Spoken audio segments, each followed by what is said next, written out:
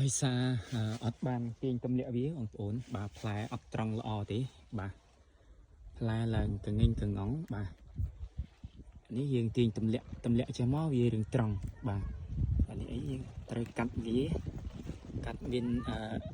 អីគេយកកត្រៃបងប្អូនកាត់ហើយខ្ញុំអត់បានកាន់កត្រៃមក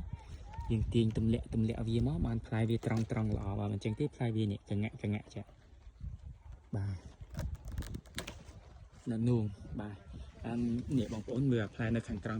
ភាគច្រើនគឺត្រង់ស្អាតត្រង់ស្អាតតែផ្លែដែលយើងអត់បានទាញទម្លាក់នេះពីបងប្អូននេះមើលនេះអានេះតងវាទៅនេះអានេះវាទៅតពុជាប់តែនឹងអញ្ចឹងទៅវាទៅជាកងងវាអញ្ចឹងតែហ្មងហើយបើដូចមកនេះវារៀងធ្លាក់មកវាចាប់ដើមត្រង់អានេះវាណាដៃវានេះវាទាញបន្តិចបាទអញ្ចឹងវារឿង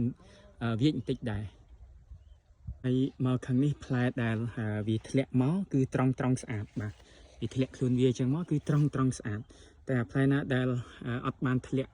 មកខាងក្រោមជាងទេភាគច្រើនវាហើយបាទជាពិសេសនៅនោមជ្រុងតែម្ដងបាទនេះបងប្អូនមើលនេះមួយទៀតនេះបាទនេះតាក់កទៀតហើយនេះតាក់ជាមួយអាសណាញ់ជ្រើងវាហ្នឹងបងប្អូនបាទយើងគាត់ថាទាញទម្លាក់បន្តិចជាងមកតែនេះវារឿងកងងហើយវាអាចនឹងត្រង់មកវិញខ្លះប៉ុន្តែវាអត់ត្រង់ល្អទេពួកអីវារឿងកងាក់ពីដើមមកហើយតែអានេះវាធ្លាក់ខ្លួនវាមកហើយចឹងវាត្រង់ស្អាតមកនេះបងប្អូនយើងឧស្សាហ៍ទម្លាក់វាចេះបាទទាញទម្លាក់តែប៉ុណ្្នឹងមកដូចអានេះអីយើងប្រើកត្រៃកាត់ដៃវាតែតោងជាប់ជាបងប្អូនបាទនេះដៃនេះ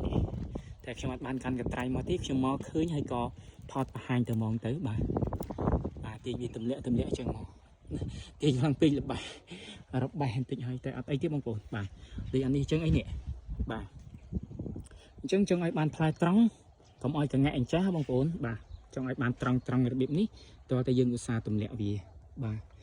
បើអញ្ចឹងទេច្បាស់ជាផ្លែមកកោងហើយផ្លែទៀបដែលអត់មាន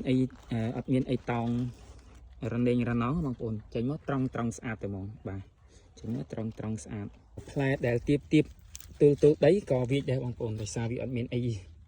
តង់ឲ្យត្រង់អញ្ចឹងទៅវាចឹងដែរបាទវាតែមកលើនេះវាអត់មានទេអីបងប្អូននេះវាអញ្ចឹងផ្លែវារឿងត្រង់ដែរបាទរឿងត្រង់ធំតិចទៀតវានឹងកាន់តែត្រង់ជាងនឹងបន្តិចមកវិញហើយបាទដូចអានេះអីចឹងគឺផ្លែវាស្អាតបាទស្អាតបាទផ្លែច្រើនដែរបាទសឹងតែគ្រប់ថ្នាំងហ្នឹងបងប្អូនបាទបាទនេះវាទល់ជាមួយអានេះវាជាប់ជាមួយអានេះជុំបងប្អូននេះផ្លែមួយថ្នាំងមួយបាទចេញមកនេះដល់ចង់ត្រួយតែម្ដងបងប្អូនបាទ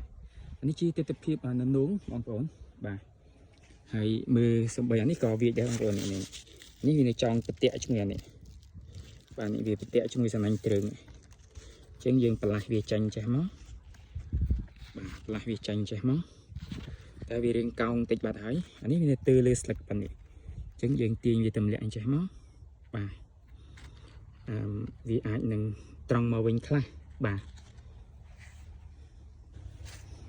នេះយើងបានទាញទម្លាក់វាអានេះយើងទាញរឿងយឺតបន្តិចអញ្ចឹងវារៀងកងងដែរបាទពីមុនវានៅប្រទាក់នៅខាងលើ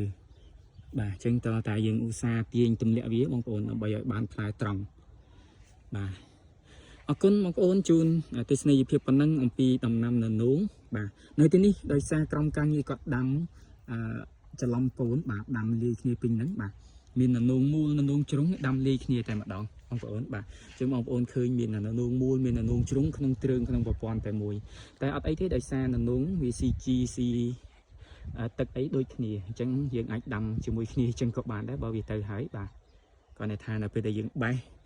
ផ្ញើជូនអតិថិជនរបស់យើងតើយើងឧស្សាហ៍ជំរឹះ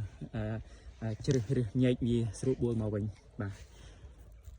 អរគុណជម្រាបលាមានអ្វីចូលរួមអាចសរសេរបានខាងក្រោម